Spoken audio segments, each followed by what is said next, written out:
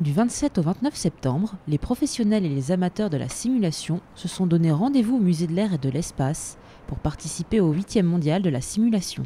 Ce salon de la simulation est le 8e, donc c'est devenu vraiment un événement récurrent du musée et à laquelle beaucoup de gens sont très attachés, et nous bien sûr en premier. C'est un moment très vivant, parce que vous savez, dans un musée, les avions commencent une nouvelle vie qui est celle du patrimoine, mais en même temps cessent de voler. Donc pour une fois, on vole. Mais c'est pour ça que petit à petit, on a étendu à tout ce qui était assez actif.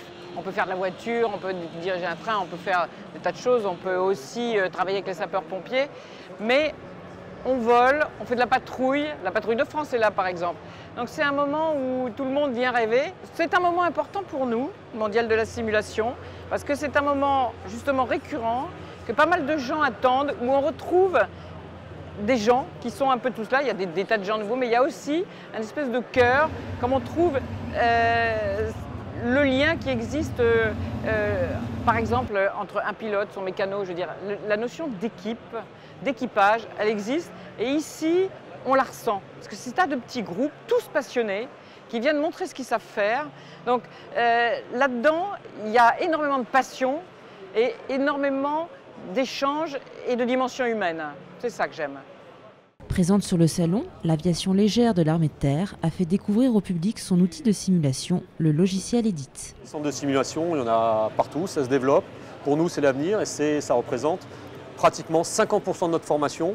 Et on s'en sert au quotidien pour maintenir nos compétences et pour les entretenir. Alors, le simulateur EDIT, c'est un didacticiel, comme son nom l'indique, pour hélicoptère, où on va apprendre un travail de chef de bord, chef de patrouille. Alors, on est complètement immergé au bout de 5-10 minutes. Pourquoi? Parce qu'on retrouve la même fonctionnalité, les mêmes boutons, mais également parce que les missions que l'on reçoit sont les mêmes qu'en vrai. On peut jouer sur la météo, on peut jouer sur l'ennemi, les amis, on peut faire un scénario simple, une destruction dans la profondeur avec un seul appareil, ou alors on peut carrément faire des opérations dans la profondeur également à un module de plusieurs hélicos. J'ai parlé de l'Afghanistan. Dans la prépa Ops, les équipages avec la base de données KKS, Capisa Kaya Surobi, avaient une connaissance du territoire qui nous faisait gagner 15 jours de reconnaissance sur le terrain.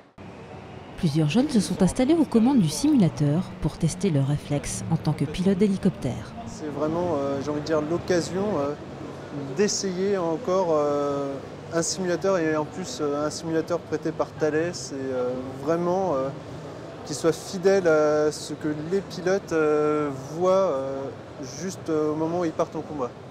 Les sensations, elles ne sont pas les mêmes que si on était en vol.